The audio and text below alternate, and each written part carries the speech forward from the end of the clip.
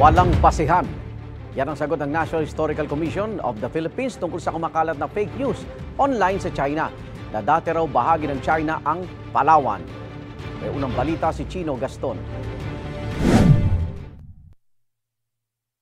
Ikinakabahala ng mga ahensya ng gobyerno ang post na kumakalat sa mga Chinese social media. Ang sinasabi kasi, dating bahagi ng China ang isla ng Palawan.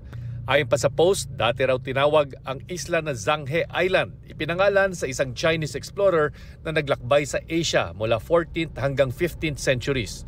Kaya dapat daw ibalik sa China ang teritoryong ito ng Pilipinas. Pinalagan ng National Historical Commission of the Philippines ang maling impormasyon na tila nagkukondisyon daw sa kaisipan ng mga Chinese. By conditioning their public, conditioning yung mga citizens nila to slowly accept na Palawan might be part of their territory, kumbaga they're forming mindset na maging acceptable if later on in the future, biglang pati Palawan, mismong probinsya ng Pilipinas, mainland, i-claim na nila. Sabi ng NHCP, walang historical evidence na nakarating nga si Zhanghe sa Pilipinas na noy nasa ilalim ng soberenya ng mga sultanate ng Mindanao, Visayas at Manila. At kahit pa nakarating ito, hindi pa rin ibig sabihin na pag-aari na ng China ang Palawan. Hinala ng NHCP, may kinalaman pa rin ito sa pag-aangkin ng China sa Kalayaan Island Group sa West Philippine Sea. By disclaiming yung parang legality of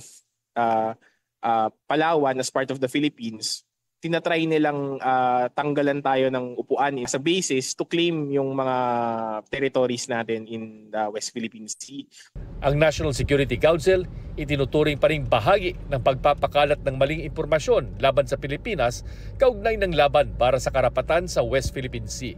We hope na walang kinalaman ng Chinese government dito, although we cannot conclusively determine that as of now. Ang masasabi lang natin is it is not coming from official Chinese sources. Hininga namin ng komento ang Chinese Embassy tungkol sa issue pero hindi pa sila sumasagot sa aming katanungan. Ito ang unang balita, Chino Gaston, para sa GMA Integrated News.